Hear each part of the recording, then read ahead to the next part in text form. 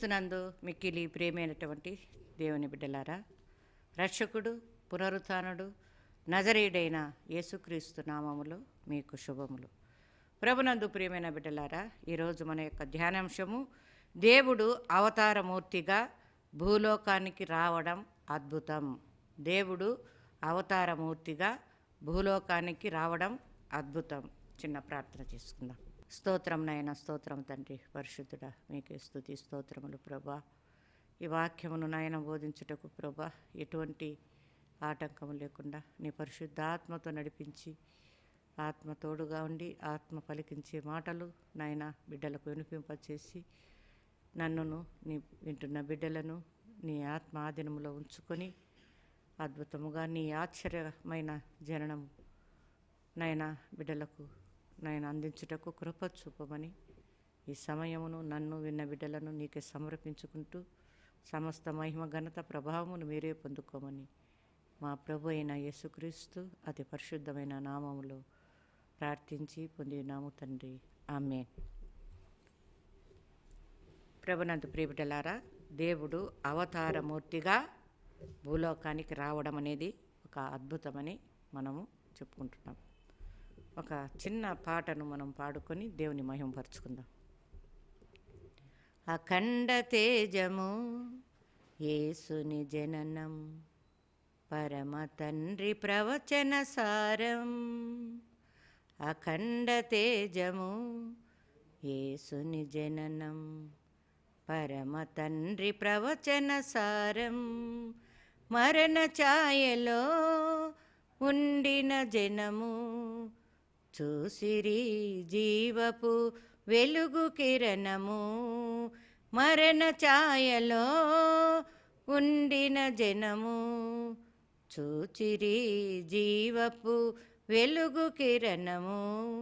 అఖండ తేజము యేసుని జననం, నరులను దేవుని కుమారులా చేయగా నరునిగా మారిన దేవ మానవ పుత్రుడు.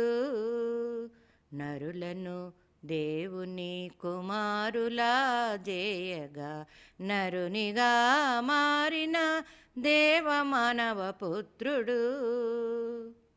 మరణ నరకము గెలిచిన వీరుడు, మరణ నరకము గెలిచిన వీరుడు. ప్రజలందరికీ నిజ రక్షకుడు, ఆరోగ్య ప్రదాత. ప్రజలందరికీ నిజ రక్షకుడు, ఆరోగ్య ప్రదాత. అఖండ తేజము యేసుని జననం, పరమ తండ్రి ప్రవచన సారం. హల్లెలూయా. ప్రియబిడ్డలారా,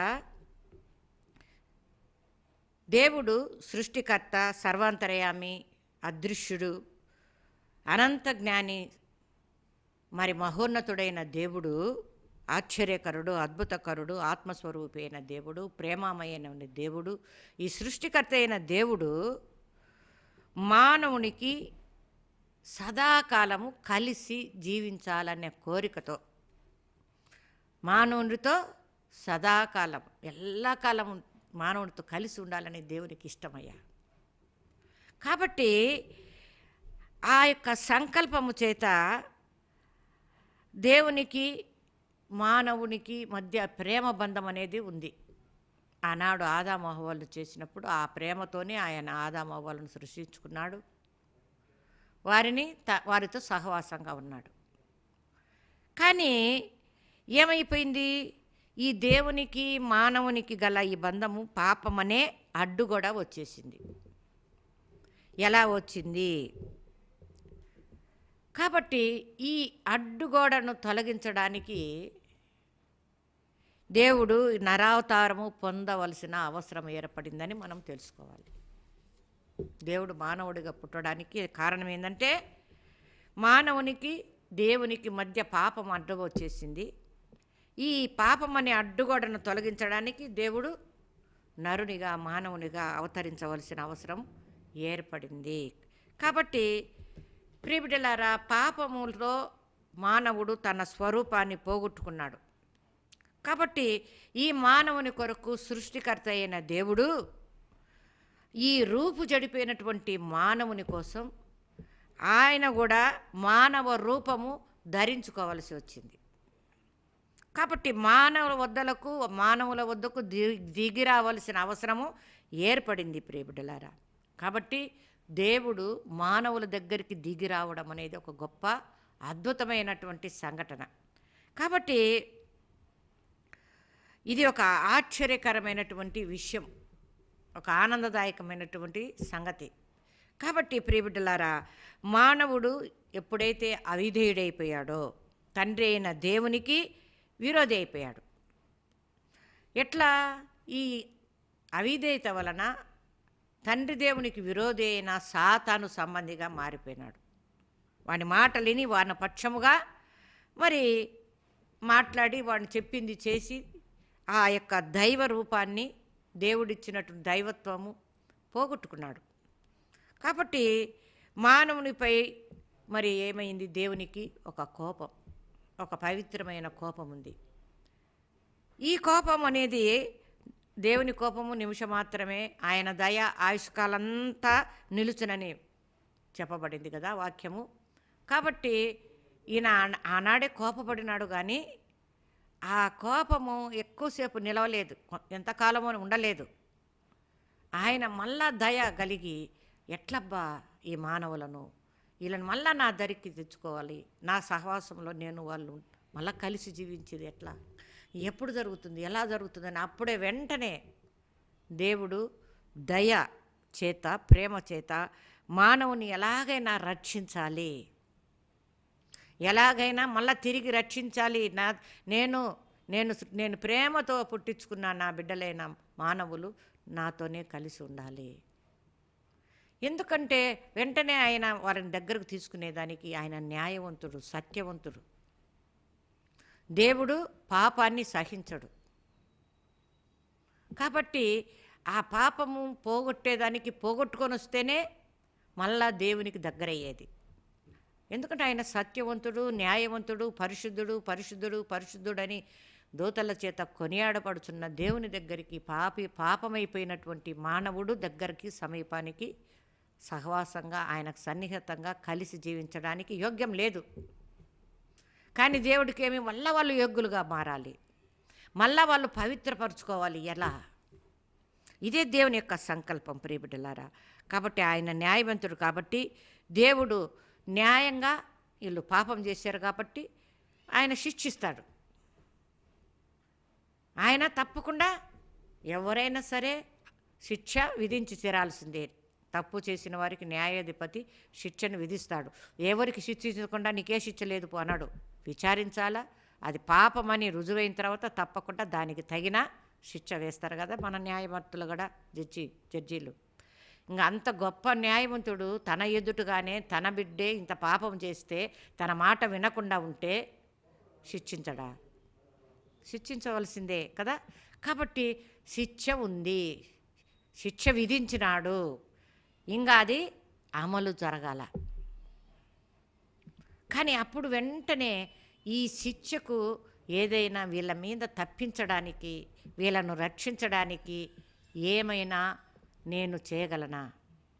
చేయగలడు దేవుడు, అప్పటికప్పుడే శిక్ష తీసేయగలడు. కానీ దేవుడు న్యాయంగా ప్రవర్తించాలి. ఏ కాలంలో అయినా దేవుని గురించి మాట్లాడేటప్పుడు దేవుని యొక్క మాట, దేవుని యొక్క మరి చేసిన కార్యములన్నీ కూడా న్యాయముగా, సత్యముగానే ఉండాలి.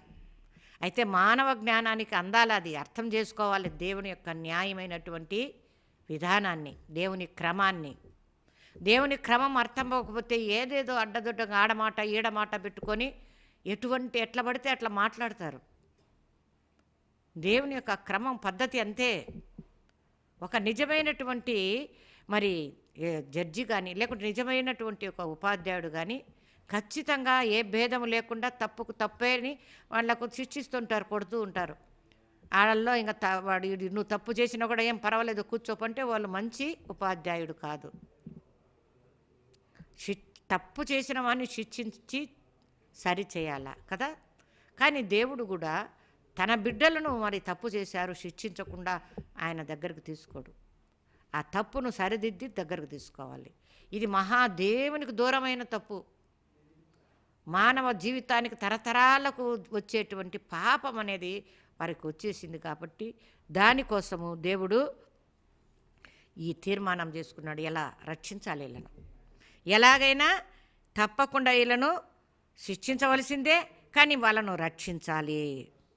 ఆయన న్యాయంగా వాళ్ళకు శిక్షించాలి. కాబట్టి ఆయన ఆ నిత్య మరణం వీళ్ళకుంది. ప్రతి మానవుడు మరణించి నరకానికి పోవాలి ఆ పాపం పోగొట్టుకోకపోతే. కాబట్టి అందరము నరకంకు వెళ్ళవలసిన వారమే ప్రియబిడ్డలారా. ఆదాము నుంచి ఇప్పటి వరకు జన్మించిన ప్రతి ఒక్కరూ వాళ్ళు వీళ్ళు అని ఏం లేదు. మనమే రకరకాలుగా ప్రశ్నలు వేసుకుంటా వీళ్ళకి లేదా వాళ్ళకి లేదా అనుకుంటాం. మనం మనుషులందరూ, ప్రపంచంలో మనుషులందరూ ఆదాము అవ్వ నుండి వచ్చిన వారమే. మరి ఎన్నో దేశాలలో విస్తరించి ఎన్నో మతాలు, ఎన్నో జాతులు, ఎన్నో రాష్ట్రాలుగా, ఎన్నో మరి రకరకాలుగా మనుషులు, ఎన్నో మతాలు, ఎన్నో వంశాలుగా విడిపోయినారు. మొట్టమొదటి నుంచి అందరూ ఆదాము నుంచి వచ్చిన సంతానమే. మనం అంటుంటారు ఇజ్రాయిల్ వాళ్ళు ప్రత్యేకంగా దేవుని, వాళ్ళు కూడా ఆదాము నుంచి సంతానంలో నుంచి దేవుడు ప్రత్యేకపరుచుకున్నాడు వారిని తన ప్రజలుగా, తన మాట వినే బిడ్డలుగా తయారు చేసుకోవాలనుకున్నాడు. వారికి తనే రాజుగా, న్యాయాధిపతిగా ఉండి వాళ్ళని పరిపాలించి తన శక్తి, ప్రభావమును, మహిమను చూపించాలి ఈ ప్రపంచంలో మిగతా జనాలందరికని ఒకరిని ఏర్పాటు చేసుకున్నాడు అబ్రహాము సంతానంలో. కాబట్టి వాళ్ళు ఏమి దేవుని ఆదాములో నుంచి వచ్చిన బిడ్డల్లో కానే కాదని అనుకోవద్దండి. ఆదాములో నుంచి వచ్చిన వారే అబ్రహాము కానీ అందరూ కూడా ప్రతి ఒక్కరూ. కానీ ఇజ్రాయేలును ఆదాములో నుంచి వచ్చిన ఆదాముకు వాగ్దానం చేసి వాళ్ళని ప్రత్యేకపరుచుకొని తన యొక్క బిడ్డలకు ఎట్లా కఠినంగా పవిత్రంగా జీవించాలా, పవిత్రంగా జీవించకపోతే కఠినమైన శిక్షలు విధించుతూ వారిని ఒక మంచి బిడ్డలుగా చూసుకోవాలని దేవుని కోరిక కదా. తనే నడిపించుకోవాలి. మంచి పవిత్రమైనటువంటి ఆ శిక్షలకు దేవుడు విధించినట్టు కఠినమైన నిబంధనలు తట్టుకోలేకపోయారు ఇజ్రాయెల్ ప్రజలు. కాబట్టి ప్రియబిడ్డలారా, ఇట్లా అన్నీ కూడా ఆయన జరిగిస్తూ ఇజ్రాయెల్ ప్రజలకే కాదు, ప్రపంచంలో ఉన్న అంత మానవ జాతి అంతా రక్షించబడడానికి దేవుడు ప్రణాళిక వేశాడు. ఆ ప్రణాళిక ఇంకా ఎవరు కాదు, నేనే రక్షించుకోవాలన్న బిడ్డలను నేనే రక్షించుకోవాలి న్యాయంగా. ఆ మానవులు చేసినటువంటి, ఇప్పుడు మానవులుగా ఉన్నారు, వాళ్ళకు శరీరము, ప్రాణ, ఆత్మ ఉన్నటువంటి మానవులు, రక్తమాంసములు కలిగిన మానవులు, ఇలా నేనే కదా సృష్టించుకునేది నా కోసము. తిరిగి వాళ్ళని సంపాదించుకోవాలంటే నేనే రక్షించుకోవాలి. ఆ పాపం పోగొట్టడానికి ఒక న్యాయమైన పద్ధతి. అందుకే దేవుడే తన మహిమను, తన యొక్క అద్వితీయమైనటువంటి తేజస్సును అన్నీ పోగొట్టుకొని మానవుడిగా జన్మించాలని తీర్మానం చేసుకున్నాడు. మానవులో ఆ పాపము పోగొడటానికి ఒక పవిత్రమైన మానవుని కానీ, మానవుడి పాపానికి పవిత్రమైన మానవుడు కానీ బలైతే ఆ మానవులలో ఉన్న పాపమంతా కూడా ఆ రక్తము చిందించడం వలన పరిహారం అయిపోతుంది.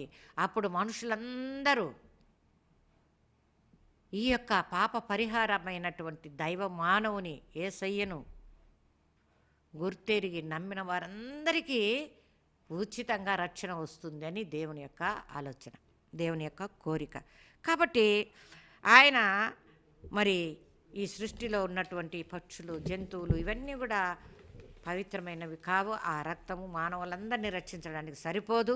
ఒక మనిషి పాపము మన బలి కూడా, రక్తము కూడా ఈ మానవులను రక్షించడానికి సరిపోదు. కాబట్టి దేవుని రక్తము దివ్యమైన, మహిమకరమైన, పవిత్రమైన రక్తం కావాలి. అంటే దేవుడే వచ్చి రక్తం చిందించడానికి దేవుడు రక్తమాంసము కలిగిన వాడు కాదు కదా. దేవుడు మహిమస్వరూపుడు, ఆత్మస్వరూపుడు కదా. ఆయన ప్రేమామయుడు, ఆయన అదృశ్యుడు. ఆయన ఎట్ట బలి అవుతాడు? దేవుడే బలి అవ్వాలంటే దేవుడి దగ్గర రక్తమాంసాలు ఉన్నాయా?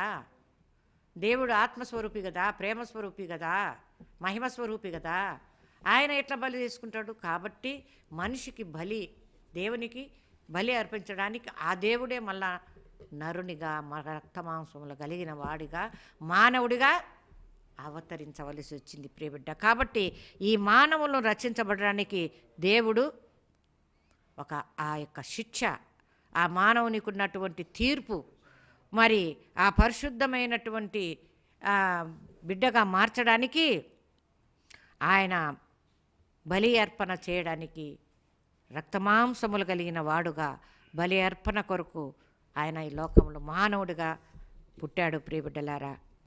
కాబట్టి దేవుడే స్వయంగా ఇక్కడ దేవుని కుమారునిగా ఈ భూలోకానికి రావలసిన వచ్చిందని పరిశుద్ధ గ్రంథంలో మనకు రాయబడింది ప్రియబిడ్డలారా. కాబట్టి అదేవిధంగా మనము దేవుడు పరిశుద్ధుడు, ఆయన అద్వితీయ కుమారునిగా పుట్టిన పరిశుద్ధాత్మ ద్వారా పరిశుద్ధ కన్యక గర్భమున జన్మించి తన పరిశుద్ధతకు భంగం కలగకుండా మరి ఇవన్నీ జరగవలసినటువంటి ప్రవచనములు. ఇంకా ముందుగానే ఇది సత్యము, దేవుడే మానవుడుగా పుట్టినాడు అంటే జనాలు నమ్మాలి కదా. కాబట్టి దేవుడు పుట్టకముందే ఆయన ఆదికాండములో అక్కడ ప్రవచించినటువంటి ఆ ఆదాము హవ్వలు సాతాను సర్పంకు ముందుగా ప్రవచించినటువంటి ప్రవచనం, ఈ స్త్రీ సంతానము నుండి వచ్చిన నరుడు నేను మెడమును కొట్టి చితక కొట్టి నీ తలను అణిచివేస్తాడని. స్త్రీ సంతానం, లేకుంటే అబ్రహాం సంతానం, యాకోబు సంతానం అని చెప్పలేదు, స్త్రీ సంతానం. ఆ ప్రవచనము నెరవేర్చడానికి ఫస్ట్ ఆయన ప్రవచించి, తర్వాత అనేక మంది ప్రవక్తల ద్వారా ప్రవచించి, ఆ ప్రవచనానుసారంగా మరి దేవుడు మరి జన్మించవలసింది. చూడండి, మరి ఈ యెషయా గ్రంథంలో మరి ప్రవచనం జరిగింది కదా. యెషయా గ్రంథంలో యేసుక్రీస్తు గురించి వ్రాయబడింది, అలాగే మీకా గ్రంథంలో మరి అనేక గ్రంథాలలో యేసు ప్రభుని గురించి ప్రవచించబడింది. చూడండి ప్రియబిడ్డలారా, మీకా గ్రంథంలో యూదాయ దేశపు బెత్లెహేమా, నీవు యూదా ప్రధానంలో ఎంతమాత్రం అల్పమైన దానవు కావు. ఇజ్రాయేలును నా ప్రజలను పరిపాలించు అధిపతి నీలో నుండి వచ్చును అని లోకా సువార్తలో చెప్పినట్టుగా మరి మీకా గ్రంథంలో రాయబడింది. అంటే యేసుక్రీస్తు పుట్టక పూర్వమే 600 సంవత్సరములకు ముందే యేసుక్రీస్తుని గురించి ప్రవచించబడింది. అలాగే యెషయా గ్రంథంలో కూడా మరి ప్రవచించబడింది. యెషయా గ్రంథంలో కూడా దేవుడి యొక్క ప్రవచనము మనకు కనిపిస్తూ ఉన్నది ప్రియబిడ్డలారా.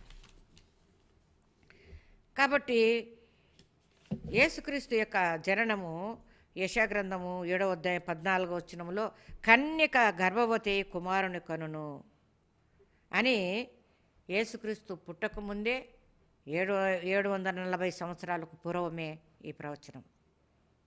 740 సంవత్సరాలకు పూర్వం యెషయా ప్రవచించినాడు, మళ్ళా 600 సంవత్సరాలకు పూర్వం మీకా ప్రవచించినాడు. మరి అనేక గ్రంథాలలో కూడా యేసు ప్రభు గురించి, జన్మం గురించి ప్రవచించబడిన తర్వాత ఆ ప్రవచనాలన్నీ నెరవేరినట్లుగా అక్కడ ఏం మాట మీకా బలికాడో, ఏం మాట యెషయా గ్రంథంలో కానీ దావీదు మరి గ్రంథంలో, ప్రతి గ్రంథంలో కూడా ఆదికాండంలో కానీ ప్రవచించిన ప్రవచనాలన్నీ, ప్రవచన సారమంతా యేసుక్రీస్తులో కనపరిచినాడు. కాబట్టి నమ్మరు. యేసు ప్రభు దేవుడు మానవుడిగా పుట్టాడు అంటే ఎంతమంది పుట్టినారు ప్రేమైన బిడ్డలారా.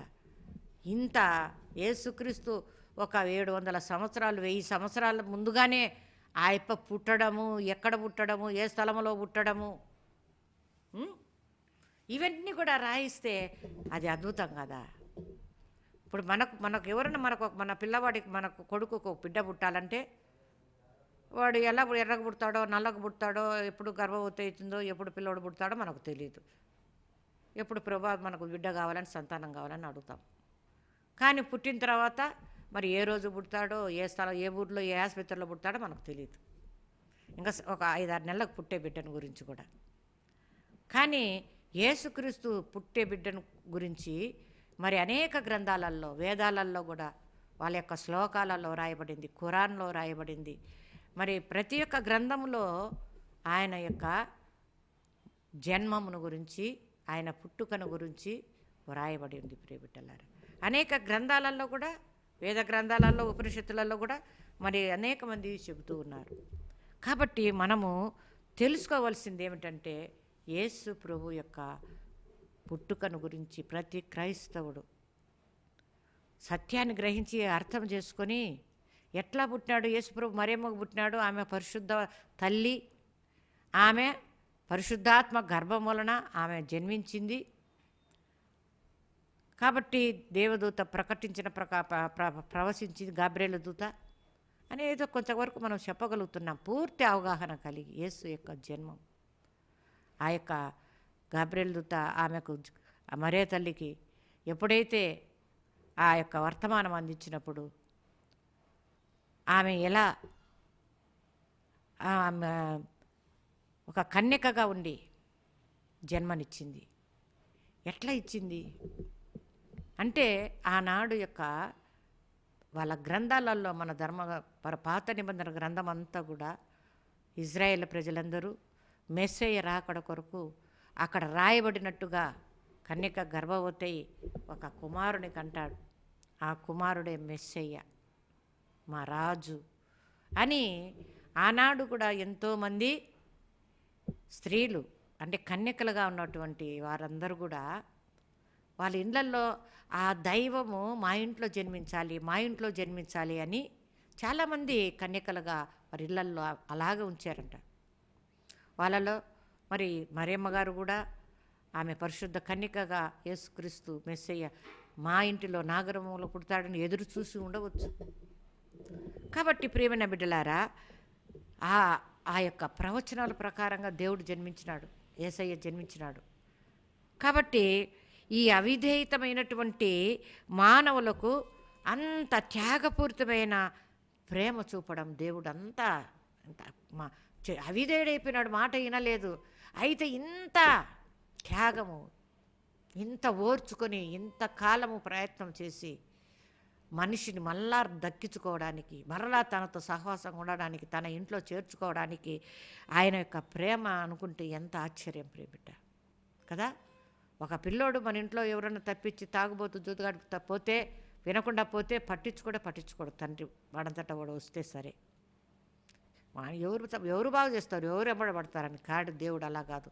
దేవుని యొక్క ప్రేమ అనేది అది ఖచ్చితమైన శాశ్వతమైన ప్రేమ. కాబట్టి ఎలాగైనా మానవుని మార్చి మలిచి తిరిగి పరిశుద్ధపరుచుకొని తన బిడ్డగా చేసుకోవాలని ఆరాటం, దేవుని యొక్క ఆరాటం చూడండి ఎంత ప్రేమో. కాబట్టి అవిధేయుడైన మానవుని కొరకు దేవుడు ఇంత త్యాగం చేయవలసి వచ్చింది. మళ్ళీ మానవుడు కూడా పుట్టడమే కాకుండా ఇక్కడ ఎన్నో సహించుకొని పవిత్రమైన మానవుడుగా జీవించి దేవుని కుమారుడని కూడా బయలుపరుచుకోవాలి. పవిత్రమైన మానవుడుగా బయలుపరుచుకోవాలి. మళ్ళా ఈ మానవుడికి ఎంత బాధ నొప్పి ఉందో అలాగే నొప్పి జరగాలి, అలా బాధపడాలి, అలా కుంగిపోవాలి.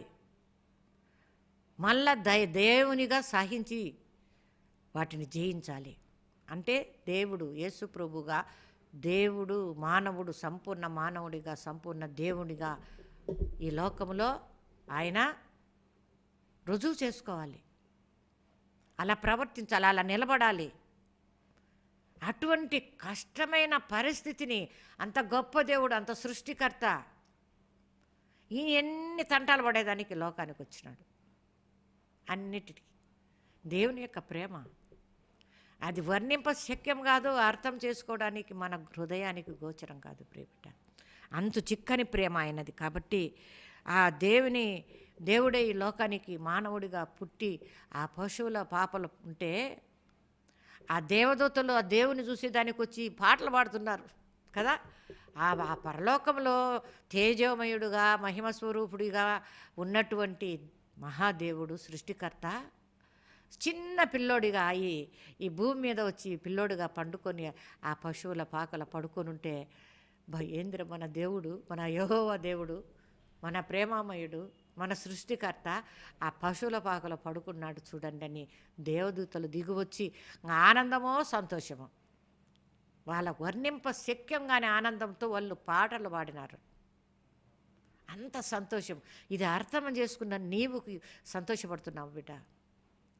ఆహా, దేవుడు దేవుడు ఈ లోకంలోకి వచ్చి ఆ పశువుల పాకలో జన్మించినాడు నా కోసమా? ఒక్కసారి ఆలోచించండి. ఎంత ఆనందము, ఎంత హృదయం ఉప్పొంగిపోతుందో. చెడిపోయిన నీ కోసం, నా కోసం, మనుషులందరి కోసం ఆయన మానవుడుగా పుట్టినాడంటే అది ఎంత ఆనందకరమైన, అద్భుతకరమైన వార్త, అద్భుతమైన అవతారం అది. దేవుడు మానవుడుగా. ఇది మరి ప్రియబిడ్డలారా, మరి అన్ని మాదిరిగా ఇది ఒక కథ కాదు, ఇది చరిత్ర, జరిగిన చరిత్ర. ఆ చరిత్రలో చూసిన మనుషులందరూ కూడా మనకు సజీవ సాక్ష్యాలుగా చెప్పిన మాటలే ఇప్పుడు మనం పలుకుతున్నాం. ఎప్పుడు వేల సంవత్సరాల కింద, ఎప్పుడు లక్షల సంవత్సరాల కింద ఏదో జరిగిన చిత్రాలు, దానికి ఏది అర్థం కానట్టు, అర్థం కాక దానిని ఎట్టో మహిమతో ఆస్వాదించుకుంటూ ఎన్నో రకాలుగా ఉన్నాయి ఈనాడు. ఎన్ని రకాలుగా దేవుని యేసయ్యను గురించి తప్పులు పట్టాలని ఆనాటికి ఈనాటికి చూస్తున్నారు కదా. ఈనాడు ఎన్ని చర్చలో, ఎన్ని వివాదాల్లో జరుగుతున్నాయి కదా. కానీ యేసయ్యను పుట్టుకను గురించి తప్పులు పట్టాలని, యేసయ్యను ఎక్కడ తప్పులు పడదామా అని మనుషులను కిందికి మీదికి చెప్పి రెచ్చగొట్టి ఇప్పుడు మాట్లాడుతూ మరి దేవుని కించపరిచే విధంగా మాట్లాడుతున్నారు ప్రియబిడ్డ. కానీ ప్రతి ఒక్క విశ్వాసి ఈ దేవుని యొక్క పుట్టుక ఒక అద్భుతము, మహా అద్భుతము, ఆశ్చర్యము.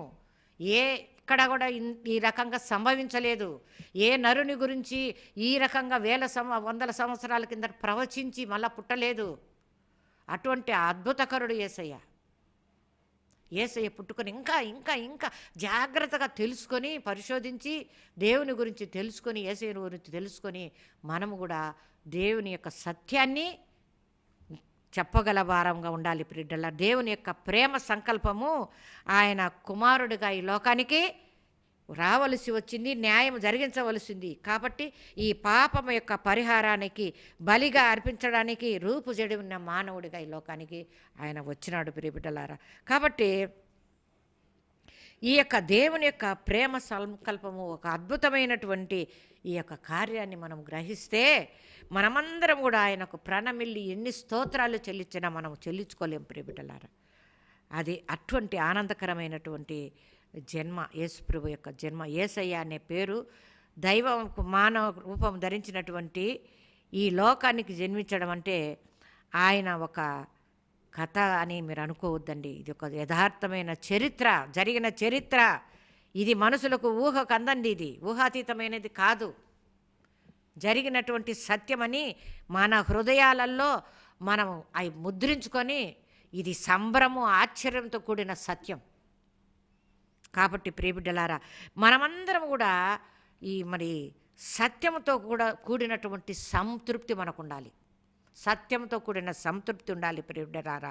కాబట్టి ఈ సత్యం ఎప్పుడైతే మనం నింపుకుంటామో మన హృదయాలే తబ్బిబ్బైన ఆనందంతో పొంగుతాయి.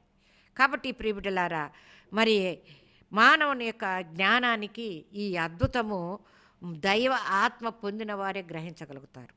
కాబట్టి ప్రియమైన బిడ్డ, మరి ప్రవచనముల ప్రకారంగా అద్భుతమైనటువంటి యేసయ్య జననం గురించి, ఆయన పుట్టుకన గురించి, ఆయన పాప క్షమాపణ కొరకు తన యొక్క పాప ప్రోచన జరిగించడానికి వచ్చాడు. ఆయన ప్రోచన జరిగించినటువంటి దేవుడు, దేవుని కోపాన్ని చల్లార్చిన దేవుడు వచ్చి ఆయన ప్రాణత్యాగమును చేసి ఆయన నీతిమంతుడుగా, మంచి మరి కాపరిగా, మంచి సమరయుడుగా ఆయన ఈ లోకంలో మరి నీతిని మాత్రమే జరిగించి పరిశుద్ధతలోనే జీవించి మానవుడిగా ఏ తప్పు, ఏ పాపము, ఏ కలంకము లేకుండా ఒక మంచి మానవుడిగా నివసించినటువంటి యేసయ్య పరిశుద్ధుడుగా, ఆయన ఒక్కడే పరిశుద్ధుడు. కాబట్టి ఆయన, ఎందుకంటే ఆయన మానవుడిగా పుట్టి మన యొక్క హింసలు, బాధలు భరించి పవిత్రతను కాపాడుకుంటూ ఆయన పవిత్రమైన రక్తాన్ని చిందించి, ఆ రక్తము ద్వారా మనందరికీ విమోచన జరిగించి, ఆ రక్తము ద్వారా దేవుని యొక్క కోపము చల్లార్చి మనలందరినీ తిరిగి దేవుని సన్నిధి, దేవునితో సంధి చేసినాడు. దేవునితో కలిసి జీవించే సహవాసము మళ్ళా మనకు ఏర్పడింది ప్రియబిడ్డ. కాబట్టి ఒక అంత అద్భుత కార్యము సృష్టిలో మానవులందరికీ జరిగించిన దేవుడు ఆశ్చర్యకరుడు కదా. ఆయన ఒక గొప్ప అద్భుతం కాదా? నీకు నాకు కొరకే ఒక అద్భుతం, ఒక ఆశ్చర్యం చేయలేదు ఆయన. ప్రపంచానికే మా సర్వ మానవాళికి ఆయన అద్భుత ఆశ్చర్యకరమైన కార్యమును చేసి ఒక మంచి అద్భుతకరమైనటువంటి అవతారంలో యేసుక్రీస్తుగా ఇక్కడ జన్మించినటువంటి దేవుడే మానవుడికి జన్మించినాడు. ఆయన యొక్క లేఖనాలు ఈ పుట్టుకను గురించి చెప్పాలంటే ఎన్ని రోజులు సంవత్సరం కూడా చాలదు. ఎంతో ఎంతో ఎంతో ఎంతో ఆయన యొక్క జన్మ రహస్యము, ఆయన యొక్క అద్భుతము, ఆయన యొక్క ప్రణాళిక, ఆయన యొక్క దేవుని యొక్క సంకల్పము గుర్తెరగాలంటే మనకు సాధ్యం కాదు ప్రియబిడ్డ. కాబట్టి దేవుడు నిజరక్షకుడుగా అవతరించినాడు. ఎందుకు అవతరించినాడు? ఇంకా ఎక్కువ ఉన్నాయి సంగతులు. పాపులను రక్షించడానికి, నశించిన పోయిన దాన్ని వెతికి రక్షించడానికి ఆయన లోకానికి వచ్చాడు. కాబట్టి చీకటిలో ఉన్న మనకు పాపం అనే అంధకారంలో ఉన్న మనకు వెలుగులోనికి నడిపించడానికి వచ్చినటువంటి ఆయన కారణ జన్ముడు తండ్రి యేసయ్య మనకు గొప్ప భాగ్యంగా దేవుడు అవతరించినాడు. కాబట్టి ఈ క్రిస్మస్ దినాలలో యేసుని గురించి, ఆయన జన్మము గురించి ఇంకా గొప్ప గొప్ప సత్యాలు ఇంకా అనేక మంది ద్వారా వినిపించబడుతున్నాయి. వినండి, గ్రహించండి. మరి ఈనాడు ఎదుర్కోవలసిన గడియ మనకు వచ్చింది ప్రియబిడ్డలారా. ఎన్నో రకమైనటువంటి ప్రశ్నలకు జవాబులు మనం చెప్పాలి. కాబట్టి జాగ్రత్తగా అందరి మంచి సందేశాలను, దేవుని పరిశుద్ధ గ్రంథమును చదివి ఇంకా ఎక్కువ జ్ఞానాన్ని సంపాదించుకుని ప్రతి ఒక్కరము కూడా మనము దేవుని యొక్క సత్యాన్ని ధైర్యంగా వెల్లడి చేసే బిడ్డలుగా తీర్చిదిద్దుటబడాలని ఆ దేవాతి దేవుని ప్రార్థన చేసుకుందాం. పరిశుద్ధుడా, పరిపూర్ణుడా, సర్వోన్నతుడా, సర్వశక్తిమంతుడా, స్తుతులకు పాత్రుడా, స్తోత్రార్హుడా తండ్రి, అయ్యా నువ్వు గొప్ప దేవుడవు, సృష్టికర్తవు, ఆది సంబుద్ధుడు, అనంత జ్ఞానివి, అద్భుతకరుడవు, ఆశ్చర్యకరుడవు, ఆత్మరూపుడవు, ప్రేమరూపుడవు, మా సృష్టికర్తవు ప్రభువా, నా పరలోకపు తండ్రి.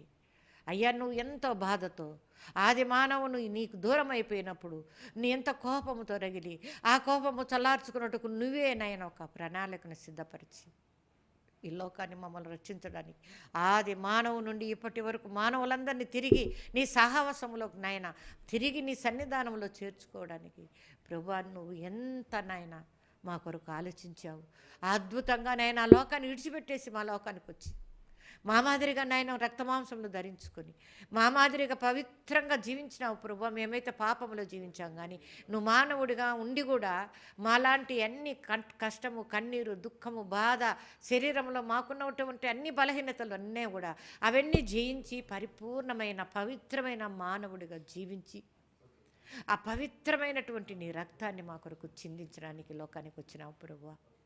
అయ్యా నీవు ఈ లోకానికి వచ్చి నీవు అనుకున్నది సాధించినావు ప్రభువా, విజయాన్ని సంపాదించినావు, నీ దైవత్వాన్ని రూపించుకొని నీ యొక్క సత్యవేద వాక్యములను నాయన ప్రకటించావు, ఎన్నో బోధలు బోధించావు, ఎంతోమంది నువ్వు దైవ కుమారుడుగా రుజువుపరుచుకున్నావు ప్రభువా. ఎన్నో అద్భుతాలు చేశావు ప్రభా, ఎంతో ప్రేమను కనపరిచావు నాయన.